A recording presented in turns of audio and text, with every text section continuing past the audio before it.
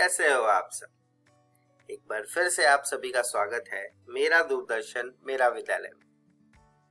मैं उम्मीद करता हूँ कि आपको जो घर पर विद्यालय का अनुभव मिल रहा है आप उसे बहुत एंजॉय कर रहे होंगे और एंजॉयमेंट के साथ साथ आपकी पढ़ाई भी हो रही होगी।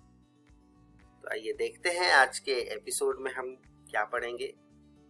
आज के एपिसोड में हम कक्षा 11 की पढ़ाई शुरू करते हुए गणित में एक नया पाठ शुरू करेंगे जिसका नाम है कॉम्प्लेक्स नंबर्स। उसके बाद हम बायोलॉजी में एनिमल किंगडम के बारे में कुछ और बातें जानेंगे। फिर कक्षा 12 की पढ़ाई शुरू करते हुए हम गणित में यानी मैथमेटिक्स में कॉन्टिन्यूटी एंड डिफरेंशिएबिलिटी के बारे में पढ़ेंगे। और सबसे आखिरी में हम बायोलॉजी में मानव जनन यानी कि ह्यूमन रिप्रोडक्शन के बारे में कुछ और बातें जानेंगे। तो चलिए बच्चों शुरू करते हैं आज का एपिसोड।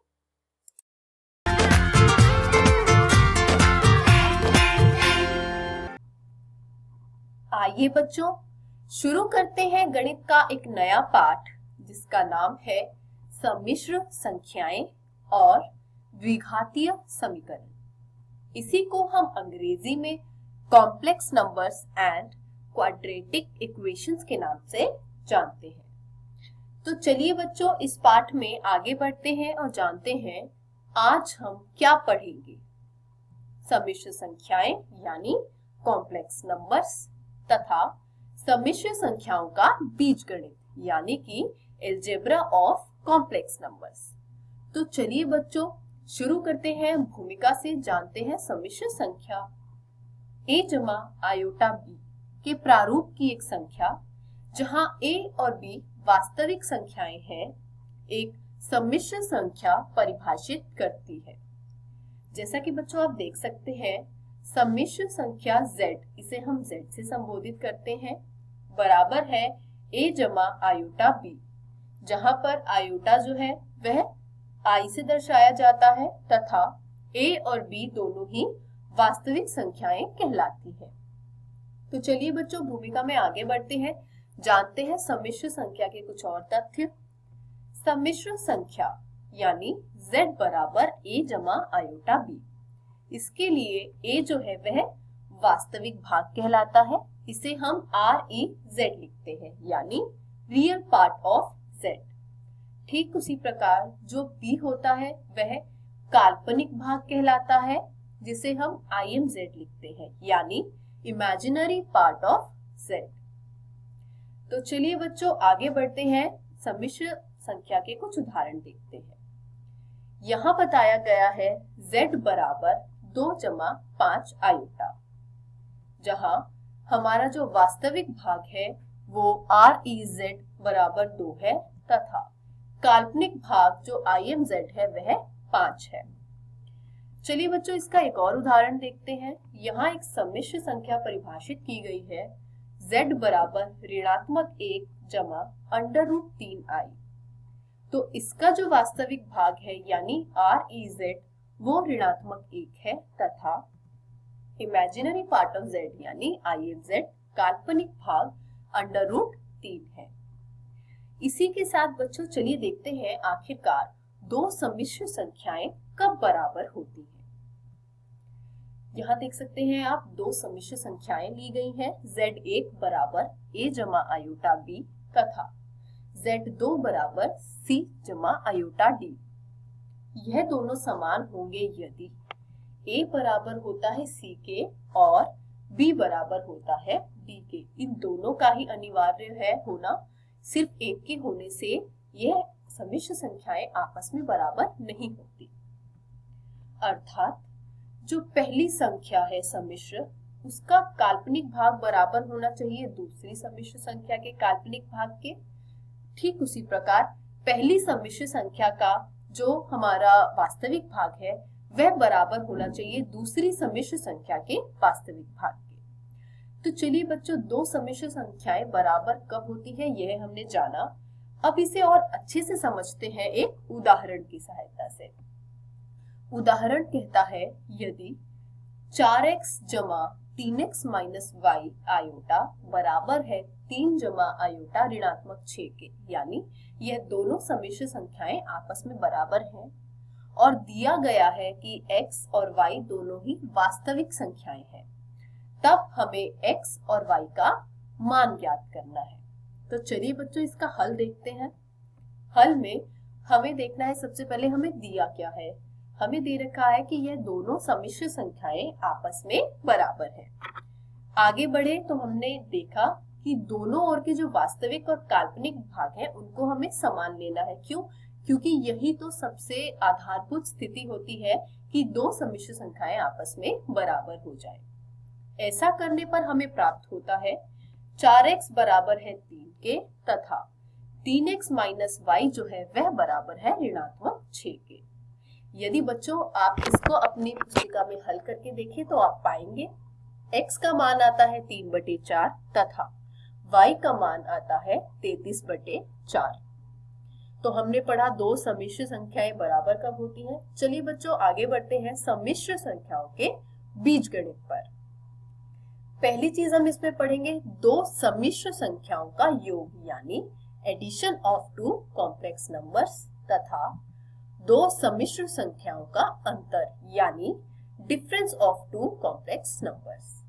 ठीक है बच्चों, तो सबसे पहले शुरू करेंगे हम दो सम्मिश्र संख्याओं के योग से। तो आपने देखा यहाँ पर आपको दो सम्मिश्र संख्याएं दे रखी हैं, z1 बराबर a जमा आयोटा b तथा z2 बराबर c जमा आयोटा d। यदि मैं इन दोनों का योग लूं तो वो कैसे होगा बच्चों? हमें देखना है कि पहली सम्मिश्र संख्या का जो वास्तविक भाग है a वो जोड़ना चाहिए दूसरी सम्मिश्र संख्या के वास्तविक भाग c से। ठीक उसी प्रकार यदि मैं काल्पनिक भाग की चर्चा करूं तो पहली सम्मिश्र संख्या का जो काल्पनिक भाग है b वह जुड़ेगा दूसरी सम्मिश्र संख्या के वास्तविक भाग d के साथ। तो इससे हमें दोनों का योग प्राप्त होता है। आइए बच्चों इसे देखते हैं एक उदाहरण की सहायता से और अच्छे से समझते हैं। z1 एक सम्मिश्र संख्या दी गई है 2 जमा 3 आयोटा तथा z2 जो दी गई है वह दी गई है -6 जमा 5 आयोटा। यदि मैं इन दोनों का योग लूं तो बच्चों आप देख सकते हैं दोनों के वास्तविक भागों को जोड़ा गया है 2 और ऋणात्मक 6 को जोड़ा है तथा दोनों के ही काल्पनिक भागों को जोड़ा गया है 3 जमा 5। बच्चों यहाँ ध्यान देने वाली बात यह है 2 और ऋणात्मक 6 को जोड़ा जा रहा है। चिन्ह जो है वो ऋणात्मक रहेगा क्योंकि 6 जो है वह 2 से बड़ा होता है। चिन्ह ऋणात्मक रहेगा और 6 से 2 घटाने पर हमें 4 प्राप्त होता है, यानी जो हमें सम्मिश्र संख्या परिणाम में प्राप्त हुई वह है ऋणात्मक 4 जमा 8 आयोटा। तो चलिए बच्चों देखते हैं सम्मिश्र संख्याएं जो है उनका योग किन प्रगुणों को संतुष्ट करता है। पहला है समवरक नियम। इस नियम के अनुसार दो सम्मिश्र संख्याओं का जब आप योगफल लेते हैं तो वह पुनः एक सम्मिश्र संख्या होती है। आइए बच्चों इसको समझते हैं और अच्छे से उदाहरण की सहायता से। समवरक नियम द क्लोजर लॉ, इसमें हमने देखा दो सम्मिश्र संख्याएं दी है।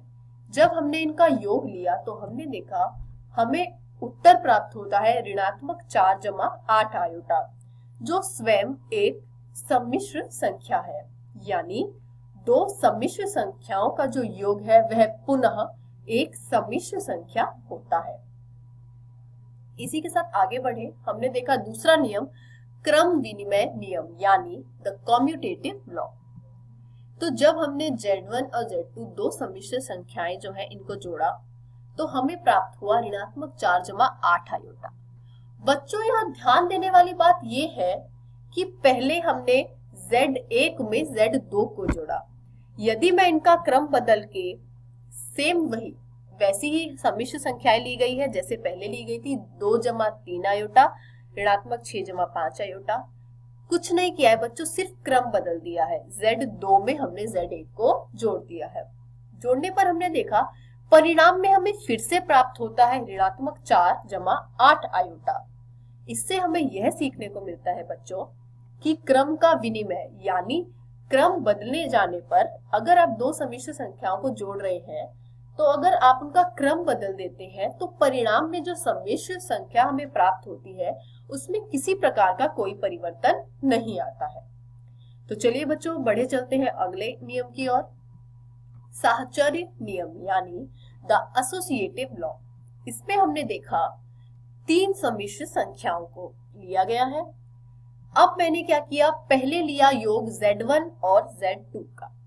इनका योग लेने पर हमें प्राप्त होता है ऋणात्मक 4 जमा 8 आयोटा।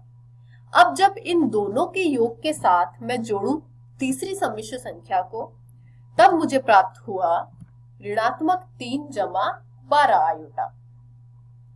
पहले मैंने Z1 और Z2 इन दोनों का योग लिया है, फिर इनके योग के साथ मैंने Z3 को जोड़ा। आइए बच्चों करते हैं एक और तरीके से इसको हल। अब मैंने इसमें क्रम परिवर्तन कर दिया। मैंने Z2 के साथ Z3 को पहले जोड़ा तो मुझे प्राप्त होता है ऋणात्मक 1 जमा 9 आयोटा। अब इन दोनों के योग के साथ मैं जोड़ती हूँ सबसे पहले वाले सम्मिश्र संख्या यानी Z1 को। जोड़ने पर मुझे प्राप्त होता है ऋणात्मक 3 जमा 12 आयोटा। बच्चों आप देख सकते हैं इसमें भी ठीक वही हुआ है। साहचर्य नियम यानी द एसोसिएटिव लॉ हमें ये कहता है कि आप दूसरी तीसरी के योग के साथ पहली सम्मिश्र संख्या का योग ले या फिर पहली और दूसरी सम्मिश्र संख्या का योग तीसरी के साथ ले।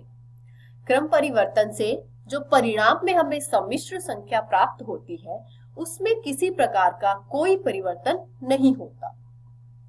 तो चलिए बच्चों आगे बढ़ते हैं। योगात्मक तत्समक का अस्तित्व यानी the existence of additive identity.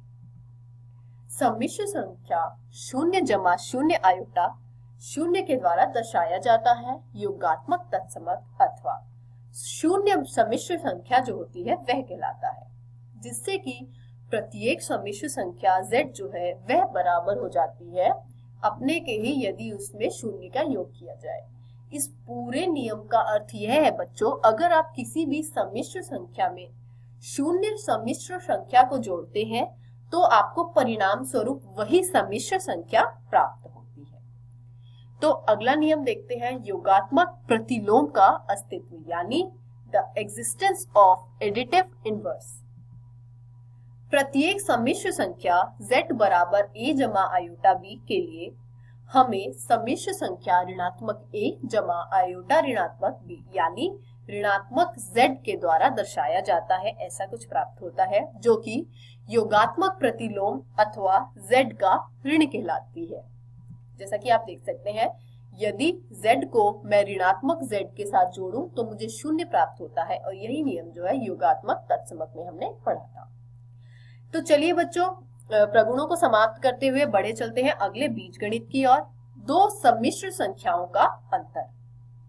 इसमें हमने 2 सम्मिश्र संख्याएं ली, Z1 बराबर a जमा आयोटा b तथा Z2 बराबर c जमा आयोटा d। यदि मैं इनका अंतर लूं तो आप देख सकते हैं Z1 में से Z2 को घटाया जा रहा है। तो पहले सम्मिश्र संख्या के वास्तविक भाग से दूसरे सम्मिश्र संख्या के वास्तविक भाग को घटाना है, यानी a माइनस c जमा आयोटा में। ठीक काल्पनिक भाग में भी उसी नियम का हमें पालन करना है, तो b माइनस d। इसी को बच्चों आप उदाहरण की सहायता से समझ सकते हैं। आपको एक सम्मिश्र संख्या दे रखी है Z1 बराबर 6 जमा 3 आयोटा तथा Z2 बराबर 2 ऋणात्मक आयोटा। बच्चों ये जो 2 ऋणात्मक आयोटा दिख रहा है इसको अगर आप ठीक से समझना चाहें तो ये कुछ नहीं है, 2 जमा ऋणात्मक 1 का आयोटा के साथ गुना है। तो यहाँ पर इस सम्मिश्र संख्या का जो काल्पनिक भाग है वो ऋणात्मक 1 हुआ। अब जब हमने इसका अंतर देखा बच्चों तो वास्तविक भाग से तो वास्तविक भाग घटाया गया यानी 6 से 2 घटाया गया तथा काल्पनिक भाग में 3 में से ऋणात्मक 1 को घटाया जाएगा। ठीक है बच्चों, आशा करती हूँ आपको समझ आया होगा। 6 में से 2 गया बचता है 4 तथा 3 में से जब आप ऋणात्मक 1 को हटाते हैं तो वह बचता है 4 यानी 4 जमा 4 आयोटा। तो चलिए बच्चों इसी के साथ मैं इस अध्याय को समाप्त करती हूँ। आज हमने पढ़ा सम्मिश्र संख्याओं के योगफल के बारे में, 2 सम्मिश्र संख्याएं बराबर कब होती हैं तथा 2 सम्मिश्र संख्याओं के अंतर के बारे में।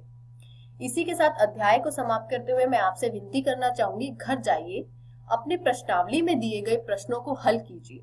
किसी प्रकार की संदेह तथा सहायता के लिए हम हमेशा उपलब्ध हैं। धन्यवाद।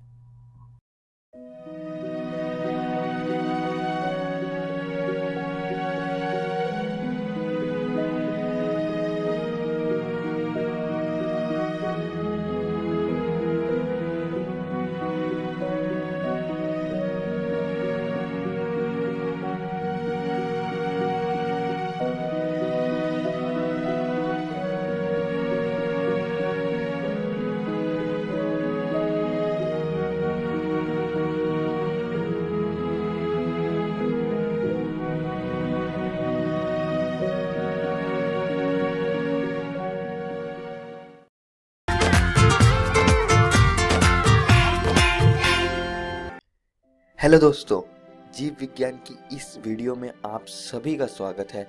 पिछली वीडियो में हमने संघ आर्थ्रोपोडा, मोलस्का, इकाइनोडर्मेटा तथा हेमिकॉर्डेटा के बारे में पढ़ा था और मैंने आप सभी को यह प्रश्न दिया था और इसका उत्तर घर से कॉपी में लिखकर लाने को कहा था।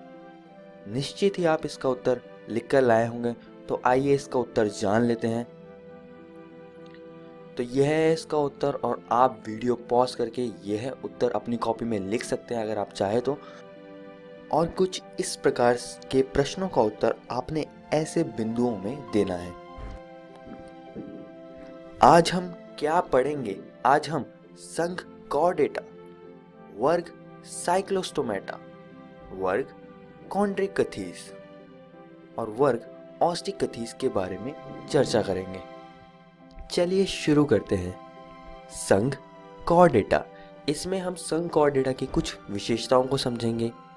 ये अंग तंत्र स्तर के संगठन, द्विपार्श्व सममिति, त्रिकोणिक और प्रगुही प्राणी है।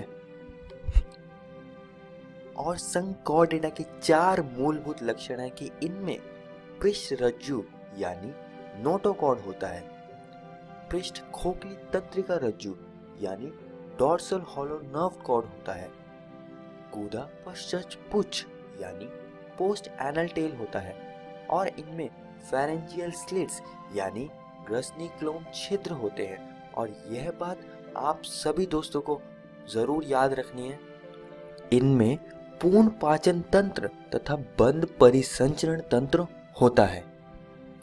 आइए संघ कॉर्डेटा की कुछ और महत्वपूर्ण बातों पर चर्चा करते हैं। कॉर्डेटा को हमने 3 भागों में विभाजित किया हुआ है।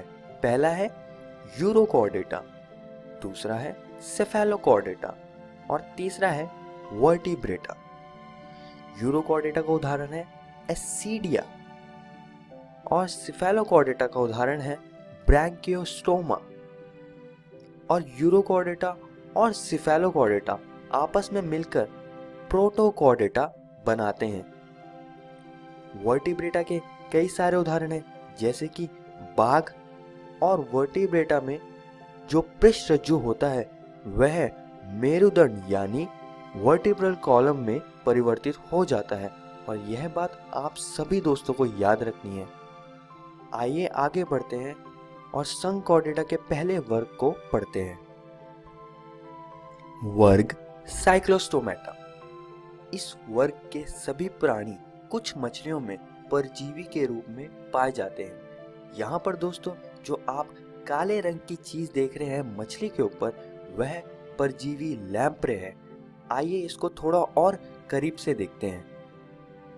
इसमें श्वसन के लिए 6 से 15 जोड़ी क्लोज छिद्र यानी गिल स्लिट्स होते हैं। इनके सदस्यों में बिना जबड़ों का चूषक तथा वृत्ताकार मुंह पाया जाता है। जरा यहां देखिए, इस शख्स ने मछली को पकड़ा है और आप देख सकते हैं कि लैम्प्रे कैसे इस मछली के साथ परजीवी के रूप में रहती है।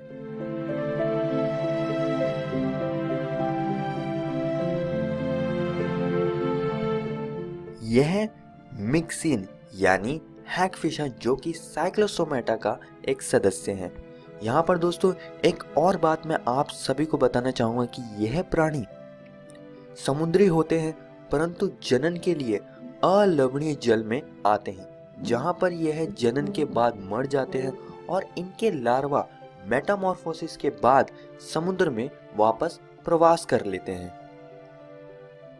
यहाँ पर वर्ग साइक्लोस्टोमेटा समाप्त होता है और अब हम पढ़ेंगे वर्ग कॉन्ड्रिकथीस। इनका अंतःकंकाल उपास्थल यानी कार्टिलेजिनस होता है और पृष्ठरज्जु चिरस्थायी होता है, यानी वह अब इनके पूरे जीवन काल में वह पृष्ठरज्जु मौजूद होता है। ये असमतापी यानी पोइकिलोथर्मस होते हैं, जिसका अर्थ है कि ये प्राणी अपने शरीर का ताप नियंत्रित नहीं कर सकते और इनका शरीर का ताप पर्यावरण के ताप के हिसाब से रहता है। इनमें क्लोम छिद्र अलग अलग होते हैं तथा प्रच्छद से ढके नहीं होते। इनकी त्वचा पठाभ शल्क यानी पैलकॉइड स्केल से बनी होती है और इनका हृदय में 2 प्रकोष्ठ होते हैं। ये एक लिंगाश्रयी होते हैं और निषेचन आंतरिक होता है तथा अधिकांश जरायुज यानी विविपेरस होता है। इनके कुछ सदस्य जैसे ट्राइगोन के पास विषदंश होते हैं तथा टॉर्पेडो के पास विद्युत अंग होते हैं और इनके दांत पीछे की तरफ मुड़े होते हैं तथा जबड़े बहुत शक्तिशाली होते हैं। इनमें वायुकोश नहीं होता, जिस वजह से इन्हें हमेशा तैरते हुए रहना पड़ता है ताकि यह डूब न जाए। और यहाँ पर वर्ग कॉन्ड्रिकथीस समाप्त होता है। आइए आगे बढ़ते हैं वर्ग ऑस्टिकथीस। ये मछलियां लवणीय तथा अलवणीय जल में पाई जाती है। इनका अंतःकंकाल अस्थिल यानी बोनी होता है।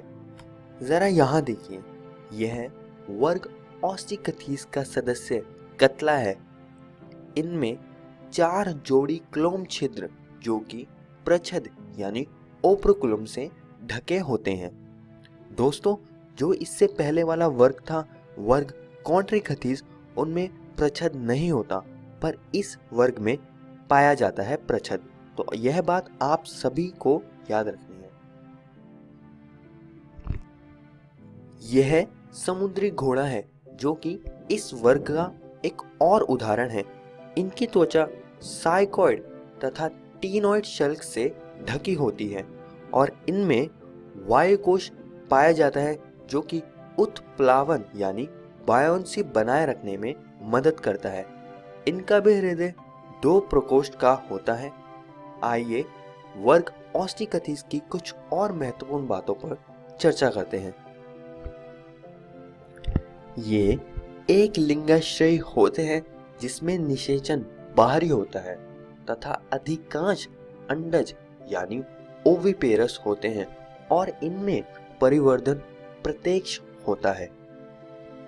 और वर्ग ऑस्टिकथीस के कुछ और उदाहरण हैं, जैसे बेटा जिसे हम फाइटिंग फिश भी कहते हैं और पेट्रोफाइलम जिसे हम एंजल फिश भी कहते हैं।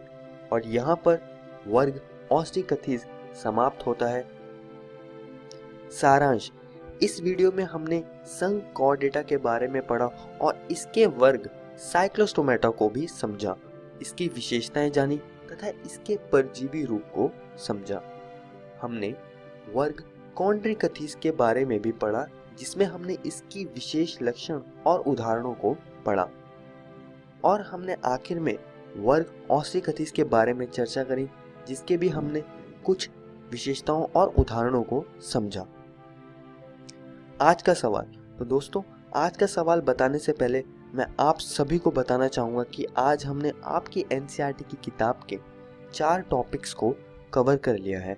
आप इन सभी को किताब से पढ़कर आना और इस प्रश्न मछलियों में वायु आशय यानी एयर ब्लैडर की उपस्थिति का क्या महत्व है, इसका उत्तर ढूंढने का प्रयास कीजिएगा और इसको अपनी कॉपी में लिखकर लाइएगा। हम अपनी अगली वीडियो में इसके बारे में चर्चा करेंगे। धन्यवाद।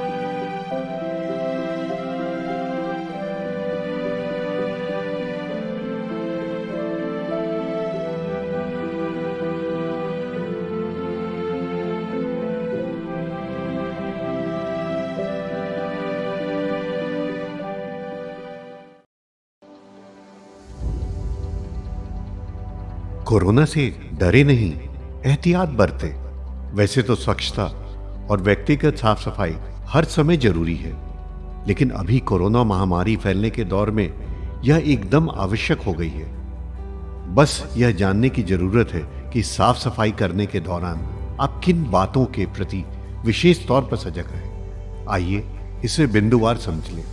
हाथ को अच्छी तरह से साबुन पानी या हैंड वॉश से कम 20 सेकंड तक धोएं या अल्कोहल सैनिटाइजर से साफ करें। होटल या किसी कार्यालय में जाएं तो वहां उपलब्ध हैंड वॉशिंग प्रोटोकॉल के अनुसार अपने हाथों को साफ करें। कोरोना संक्रमित या कोरोना संदिग्ध व्यक्ति या खांस छींक रहे व्यक्ति से कम 1 मीटर की दूरी बनाए रखें।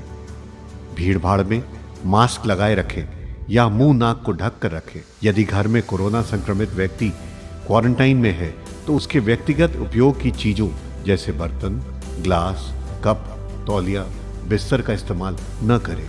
फर्श और अन्य सतहों को घर में रोजाना प्रयोग किए जाने वाले ब्लीच घोल या फिनाइल से साफ करते रहें। शौचालय को भी घर में रोजाना प्रयोग किए जाने वाले ब्लीच घोल या फिनाइल से साफ करते रहें। ऑनलाइन सामान मंगाने पर डिलीवरी करने वाले व्यक्ति नियमित आने वाले घरेलू सामान जैसे दूध, अखबार इत्यादि के लिए सुरक्षात्मक तरीके अपनाएं।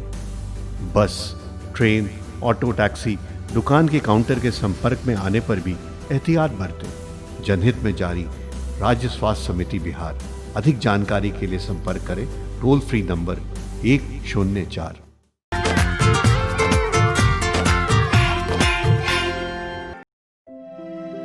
नमस्कार दोस्तों, आज के इस वीडियो में आपका स्वागत है। आज हम पढ़ेंगे सांतत्य तथा अवकलनीयता का भाग 8। पिछले वीडियोस में हमने सीखा अवकलनीयता होता क्या है और विभिन्न प्रकार के जो फलन होते हैं उनके अवकलजों को किस प्रकार प्राप्त किया जाता है।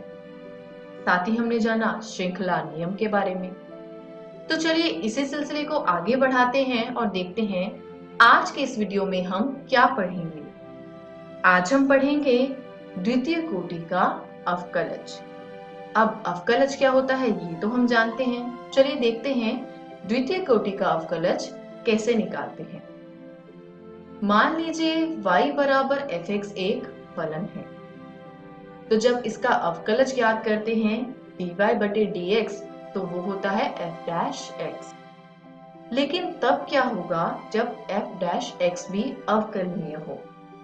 तब d बटे dx निकाला जाएगा dy बटे dx का, जो कि कहलाएगा द्वितीय कोटि का अवकलज। यानी ये जो d बटे dx dy बटे dx का निकालेंगे आप, इसको आप लिखेंगे d स्क्वायर y बटे dx स्क्वायर के, जो कि बराबर होगा f डबल डैश x के, जिसको हम कहते हैं द्वितीय कोटि का अवकलज। तो किसी फलन का जब आप एक बार अवकलन करते हैं तो f के ऊपर डैश लगाते हैं, और यदि आप उसका 2 बार अवकलन करेंगे तो 2 डैश आते हैं, यानी f डबल डैश x। अब चलिए आगे बढ़ते हैं और एक उदाहरण देखते हैं। उदाहरण में कहा गया है यदि y बराबर x क्यूब जमा 2x है तो d स्क्वायर y बटे dx स्क्वायर ज्ञात कीजिए। यानी सीधे सीधे कहा गया है कि द्वितीय कोटि का अवकलज ज्ञात कीजिए। तो सबसे पहले हम लिखते हैं y बराबर है x क्यूब जमा 2x। अब जब आपने इसका अवकलज ज्ञात किया dy बटे dx, हाँ, जब आप एक बार अवकलज करते हैं तो आप उसको प्रथम कोटि का अवकलज भी कह सकते हैं। तो x क्यूब का जब x के सापेक्ष अवकलन हुआ तो वो हुआ 3x स्क्वायर, और 2x का जब x के सापेक्ष अवकलन हुआ तो बचा 2। अब आप यहाँ पर देखिए 3x स्क्वायर जमा 2 ये आया है। साफ साफ आप देख सकते हैं कि x का अस्तित्व अभी भी है, यानी f' जो है वो अवकलनीय है। तो अब हम इसका द्वितीय कोटि का अवकलज निकालेंगे, यानी दोबारा से अवकलन करेंगे। तो 3x स्क्वायर जमा 2 इसका जब आप x के सापेक्ष अवकलन करेंगे तो आपको प्राप्त होगा 6x। क्यों? क्योंकि 3x स्क्वायर तो 6x हो जाएगा अवकलज करने पर, और जो 2 है उसमें तो x है ही नहीं। और किसी भी अचर पद का जब आप अवकलन करते हैं तो आपको उत्तर में 0 प्राप्त होता है, यानी d स्क्वायर y बटे dx स्क्वायर बराबर हुआ 6x के। चलिए आगे बढ़ते हैं और एक और उदाहरण देखते हैं। कहा गया है यदि y बराबर x क्यूब जमा 10x है तो d स्क्वायर y बटे dx स्क्वायर ज्ञात कीजिए। अब यहाँ पे फलन आप लिखेंगे y बराबर x क्यूब जमा 10x। जब आप इसका अवकलन करेंगे तो पहली बार में आपको प्राप्त होगा 3x स्क्वायर, जो कि x क्यूब का x के सापेक्ष अवकलन करने पर आया है, और जब आप 10x का अवकलन करते हैं x के सापेक्ष तो आपको sec स्क्वायर x मिलता है, यानी dy बटे dx बराबर हो गया 3x स्क्वायर जमा sec स्क्वायर x के। अब परिणाम में जो आपको मिला उन दोनों में ही x का अस्तित्व है, यानी f' जो है वो अवकलनीय है। तो हम इसका द्वितीय कोटि का अवकलज ज्ञात करेंगे, यानी 3x स्क्वायर जमा sec स्क्वायर x का अवकलज निकालेंगे। इसको हल करने पर आपको मिलेगा 6x, जो कि 3x स्क्वायर का अवकलज x के सापेक्ष करने पर आया है, और sec स्क्वायर x का जब आप यहाँ पर अवकलज करेंगे तो गुणनफल नियम का प्रयोग करते हुए आपको प्राप्त होगा 2 sec x into sec x into tan x। आइए आगे बढ़ते हैं और अगला उदाहरण देखते हैं। उदाहरण में कहा गया है यदि y बराबर a sin x जमा b cos x है तो सिद्ध कीजिए कि d स्क्वायर y बटे dx स्क्वायर जमा y बराबर 0 है। तो जब हम इसको हल करेंगे तो हम देखेंगे कि dy बटे dx आ गया a cos x minus b sin x। क्यों? क्योंकि sin x का अवकलन करने पर cos x आता है और cos x का अवकलन करने पर माइनस sin x। अब आपने देखा कि दोनों में ही x का अस्तित्व है, यानी इसका द्वितीय कोटि का अवकलज निकालना संभव है, क्योंकि f' जो है वो अवकलनीय है। तो जब आप a cos x minus b sin x का x के सापेक्ष अवकलन करेंगे तो आपको प्राप्त होगा माइनस a sin x और माइनस b cos x। कैसे? cos x का अवकलन किया तो माइनस sin x आ गया, और sin x का अवकलन किया तो cos x आ गया।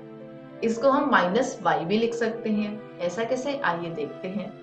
d स्क्वायर y बटे dx स्क्वायर आया है minus a sin x minus b cos x। दोनों में से अगर माइनस उभयनिष्ठ या फिर कॉमन लेके बाहर निकाल दिया जाए तो ये हो जाएगा a sin x plus b cos x, जो कि हमारा y है। तो ये हो गया माइनस y, यानी d स्क्वायर y बटे dx स्क्वायर बराबर हो गया माइनस y के। तो जब आप इस दाएं ओर लिखे माइनस y को बाईं ओर लेके जाएंगे तो वो होगा d स्क्वायर y बटे dx स्क्वायर जमा y बराबर 0। यही हमें सिद्ध करना था। तो ये उदाहरण हमारा यहीं समाप्त हुआ, और इसी के साथ हमारी ये वीडियो भी यहीं समाप्त हुई। चलिए संक्षेप में देखते हैं आज हमने क्या सीखा। आज हमने सीखा द्वितीय कोटि का अवकलज किस प्रकार प्राप्त किया जाता है। घर जाइए, इससे संबंधित जितने प्रश्न आपके पाठ 5 में गणित की किताब में दे रखे हैं उन सभी को हल कीजिए। किसी भी प्रकार के संदेह एवं सहायता के लिए हम हमेशा उपलब्ध हैं। आइए आगे बढ़ते हैं और जानते हैं अगली वीडियो में हम क्या पढ़ेंगे। अगली वीडियो में हम पढ़ेंगे रोले का प्रमेय और माध्यमान प्रमेय। धन्यवाद।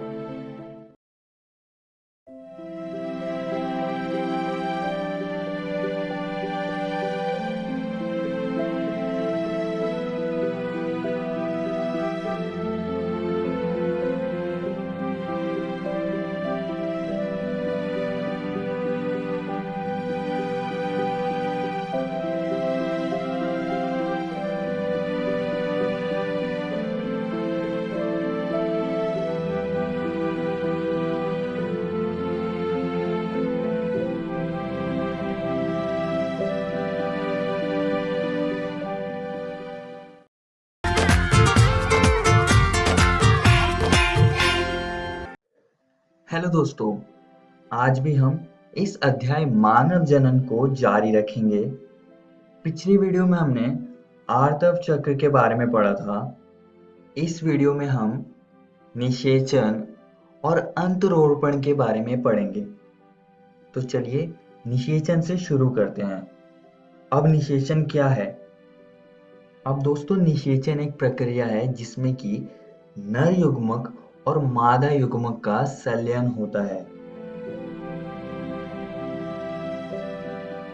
जिसके बाद युग्मनज बनता है और ये युग्मनज गर्भाशय की ओर यानी कि वुम्ब की ओर जाने लगता है, जहां पर इसका अंतरोपण हो जाता है और यहाँ पर ही इसका आगे का विकास होगा, जिसके बारे में हम आने वाले वीडियोस में पढ़ेंगे। अब ये निषेचन होता कहाँ पर है उसको हम जान लेते हैं।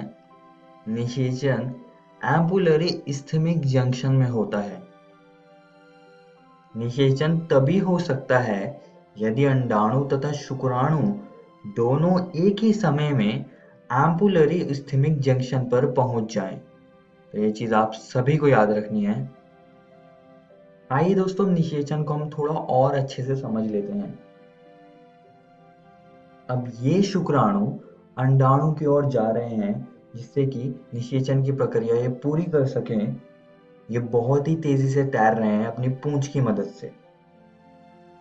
अब अंडाणु कोरोना रेडिएटा की कोशिका से ढका होता है, जिसको इन शुक्राणुओं को क्रॉस करना होगा, जिससे कि ये उसकी बाहरी परत ज़ोना पेलुसिडा तक पहुंच पाए। एक बार जब ये ज़ोना पेलुसिडा पे पहुंच जाते हैं, ये उससे अटैच हो जाते हैं स्पर्म रिसेप्टर की मदद से, जिससे कि इनके अग्रपिंडक कई सारे एंजाइम्स को उत्पन्न करने लगते हैं, जिसकी वजह से एक्रोसोमल प्रतिक्रिया होती है और ये अंदर की तरफ चले जाते हैं।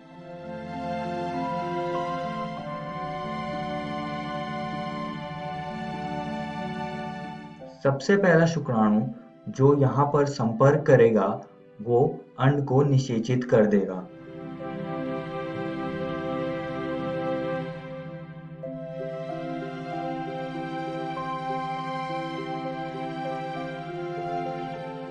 अब इस घटना से अंडाणु में कुछ बदलाव होते हैं, जिससे कि जो बाकी के शुक्राणु होते हैं वो इससे अटैच नहीं हो पाते हैं। ये अंडाणु कुछ रसायन भी उत्पन्न करने लगता है जो शुक्राणुओं को बाहर की ओर धकेल देता है। अब जब ये प्रतिक्रिया बाहर की ओर फैलती है तो ज़ोना पेलुसिडा परत कड़ी हो जाती है, जिसमें कि स्पर्म फंस जाते हैं। ज़ोना पेलुसिडा के बाहर अब शुक्राणु अंडाणु से अटैच नहीं हो सकते हैं। अब इसी समय अंडाणु के अंदर कई चीजें हो रही हैं, जैसे कि जो मेल जेनेटिक मटेरियल होता है वो फैलने लगता है और इसके आसपास एक झिल्ली बनती है, जिससे कि मेल प्रोन्यूक्लियस बनता है। इसके पास 23 गुणसूत्र होते हैं। दूसरी ओर फीमेल जेनेटिक मटेरियल भी विभाजित होना खत्म करता है और फीमेल प्रोन्यूक्लियस बनाता है। इसके पास भी 23 गुणसूत्र होते हैं। अब जब ये दोनों बन जाते हैं तो मकड़ी के जालीनुमा कुछ संरचना, जिन्हें हम माइक्रोट्यूब्यूल कहते हैं, इन दोनों को पास पास लाने लगते हैं। जब ये दो सेट क्रोमोसोम्स के आपस में जुड़ जाते हैं तो फर्टिलाइजेशन यानी कि निषेचन की प्रक्रिया पूरी हो जाती है। इस समय एक अनोखा जेनेटिक कोड बनता है जो कि बताता है शिशु का लिंग, शिशु के बाल का रंग, आंखों का रंग आदि। अब ये युग्मनज धीरे धीरे अंडवाहिनी के थ्रू गर्भाशय तक जाता है, जहां पर जिसका अंतरोपण हो जाएगा और जहां पर ये आगे विकास करेगा।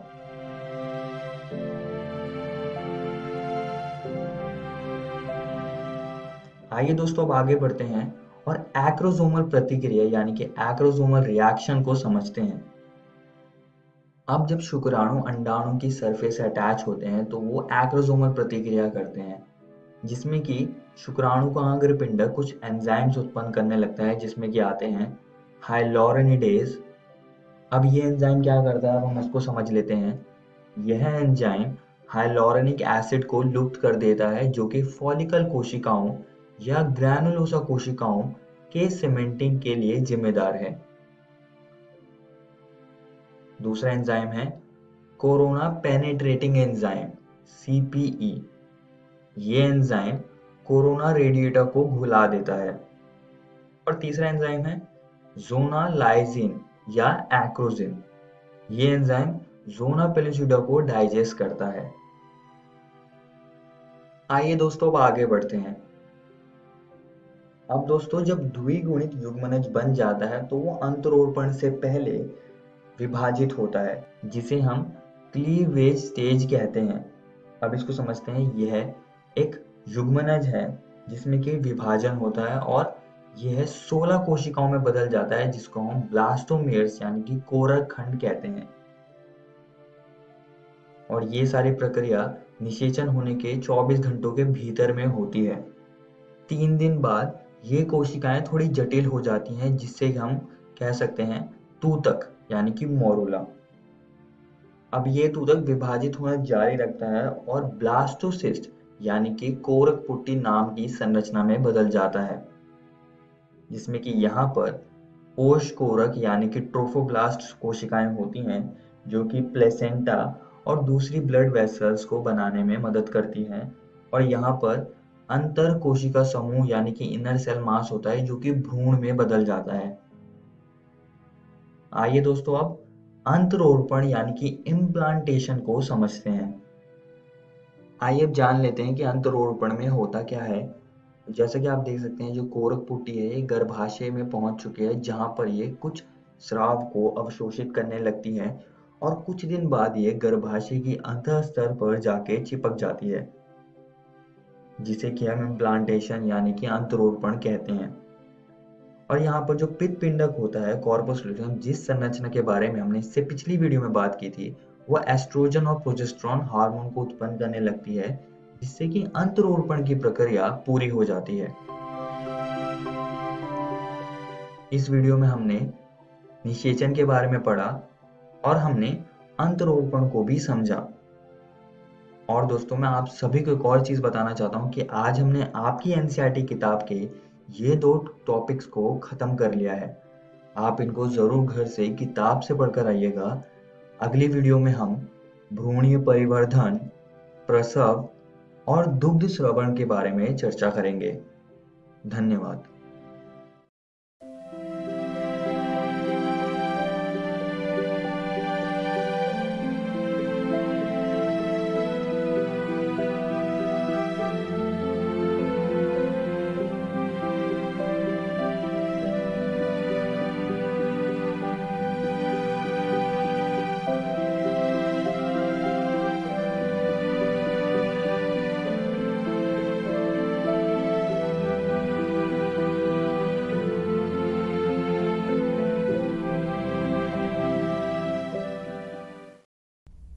We should know how to handle, not only how to handle the success, how to handle the failures. Particularly you are in the management environment, Wharton. I want the young people to understand how to manage the failure. Because any task you do, you have to come across problem. Problem should not become the captain of the individual or the project chief. The project chief should become the captain of the problems and defeat the problem and succeed. Learning gives creativity. Creativity leads to thinking. Thinking provides knowledge. Knowledge makes you great. History has proven that those who dare to imagine the impossible are the ones who break all the human limitations. In every field of human endeavor, whether science, medicine, sports, arts or technology, the names of the people who imagined the impossible are engraved in our history. By breaking the limits of their imagination, they change the world. You take C.V. Raman, you take Newton, you take Einstein, you take Chandrasekhar. By breaking the limits of their imagination, they change the world.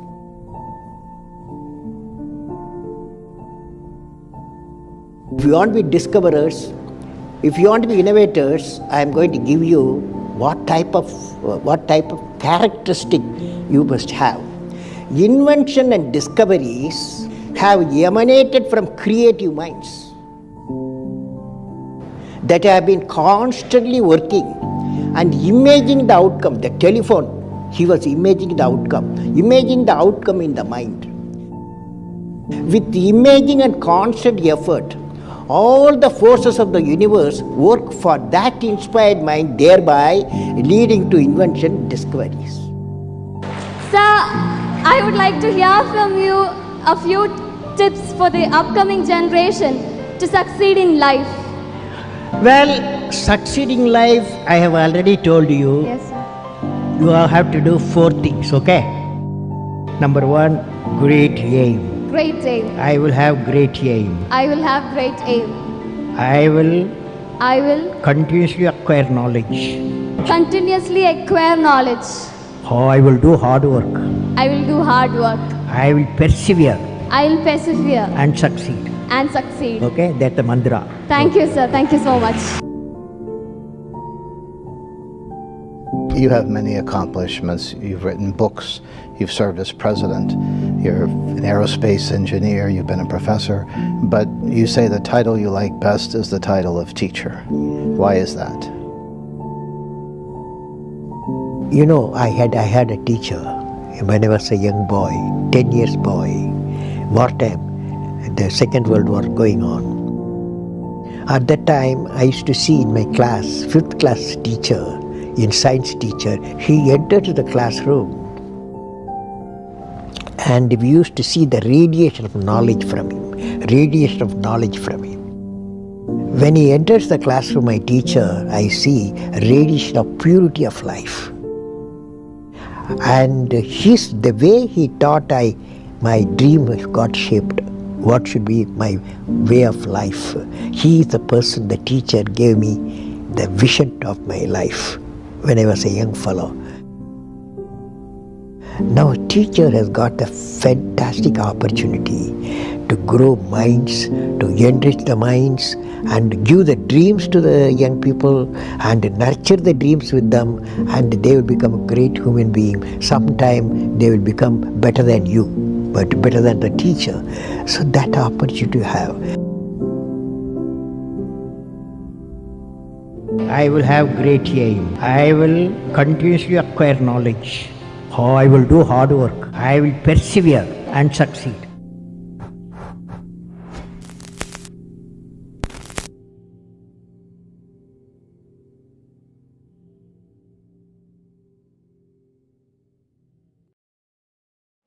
Corona virus जैसी महामारी से बचाव के लिए देश भर में lockdown है।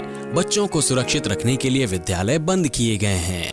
इस परिस्थिति में आपका मोबाइल ही आपका विद्यालय बन सकता है। जी हाँ, बिहार सरकार के शिक्षा विभाग ने यूनिसेफ और इकोवेशन के साथ मिलकर उन्नयन ऐप मेरा मोबाइल मेरा विद्यालय की शुरुआत की है। इस ऐप पर आप कक्षा 6 से 12 तक के पाठ्यक्रम को पढ़ सकते हैं। सिर्फ पढ़ ही नहीं सकते, बल्कि आपको पढ़ते समय अगर किसी भी तरह की कोई परेशानी आती है या फिर मन में कोई सवाल आता है तो इस ऐप पर आप अपने सवाल भी पूछ सकते हैं, जिसका जवाब उस विषय के विशेषज्ञ द्वारा दिया जाएगा। तो प्ले स्टोर से अभी डाउनलोड करें उन्नयन ऐप मेरा मोबाइल मेरा विद्यालय और अपने मोबाइल से ही अपने विद्यालय का अनुभव पाएं, वो भी बिल्कुल निशुल्क। घर पर रहें, सुरक्षित रहें, स्वस्थ रहें, पढ़ते रहें, आगे बढ़ते रहें, क्योंकि चाहे कोई भी स्थिति हो, शिक्षा हर बच्चे का अधिकार है। बिहार शिक्षा परियोजना की एक पहल। आशा करता हूं कि आज के एपिसोड में जो भी पाठ आपको पढ़ाया गया हो, आप उसे अच्छे से समझ पाए होंगे। यदि कोई सवाल आपके मन में आया हो तो उसे उन्नयन ऐप पर आप पोस्ट करके अपने जवाब को जान सकते हैं। या फिर आप हमें ईमेल भी कर सकते हैं स्क्रीन पर दिए गए ईमेल आईडी पे। एक आवश्यक सूचना, यह वीडियो बीईपीसी की वेबसाइट पर भी उपलब्ध है। वेबसाइट नोट कर लीजिए बच्चों, www.bepcssa.in। जब आप इस वेबसाइट पर जाएंगे तो डिजिटल लर्निंग वाले सेक्शन में जाकर आप इस वीडियो को देख सकते हैं। मिलते हैं बच्चों अगले एपिसोड में कुछ और रोचक पाठ के साथ। तब तक के लिए घर में रहिए, सुरक्षित रहिए और पढ़ते रहिए। बाय बाय बच्चों।